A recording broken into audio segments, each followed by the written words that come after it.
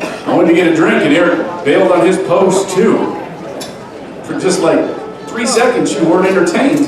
Well, actually, the last 40 minutes or so, I guess now, right? Since we walked on. You guys seem like a good crowd. Good, fun crowd. But we're only 20 minutes into the show or whatever, so we'll see. No, thank you for being here. Thank you for making this festival what it is. Back. We're coming back in a moment. Just I'll keep it warm for her. We have a new record that came out last fall.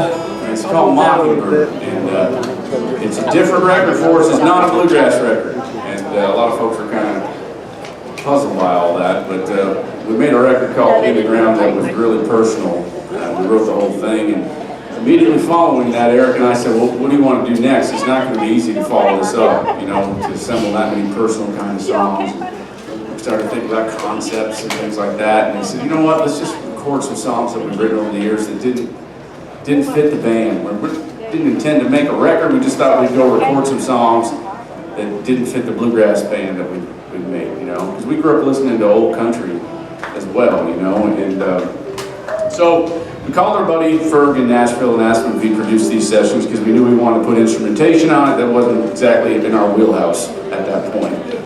Ferg said, sure, so we're all set. Thought we'd just put these on a little, you know, on our website or something for people to look at.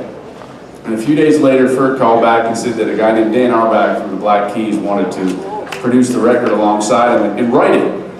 So right away, we still haven't recorded those songs that we've written over the years. We wound up writing a whole bunch of new ones with Dan and Ferg and other guys that have written for Gene Watson and big country folk. Al Anderson was there, and it was really cool to record with these guys too, because the guys Dan brought in to make the record had played with.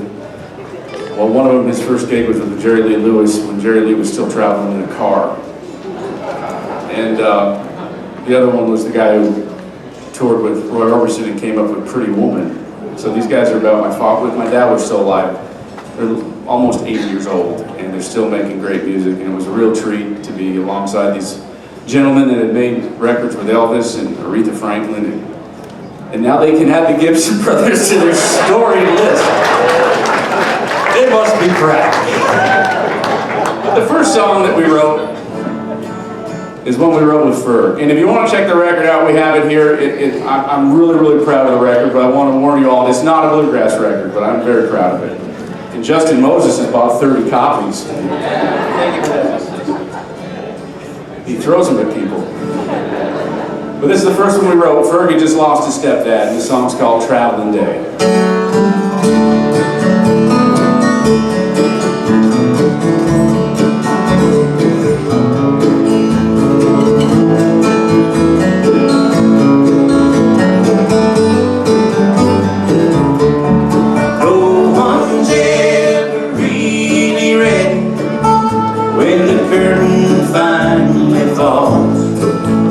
It's so hard to hold it steady when your number's called.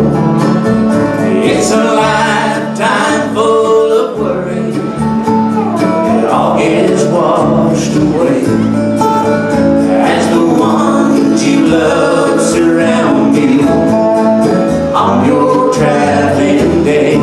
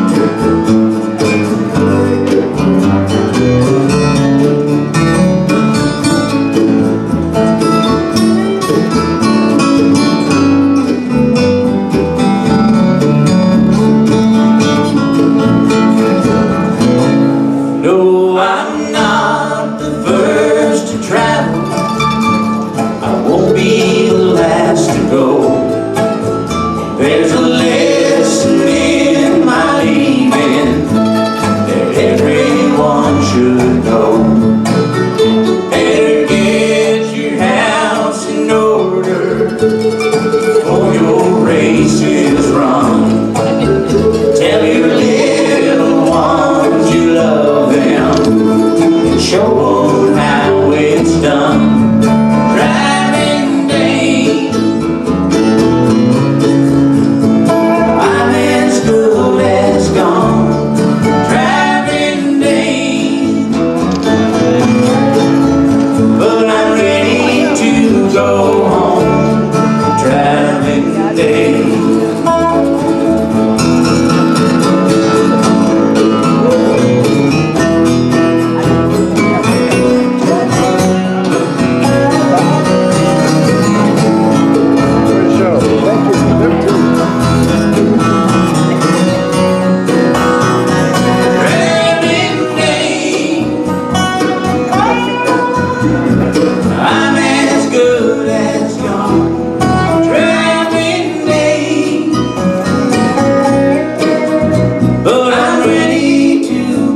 go home, Travelin Day.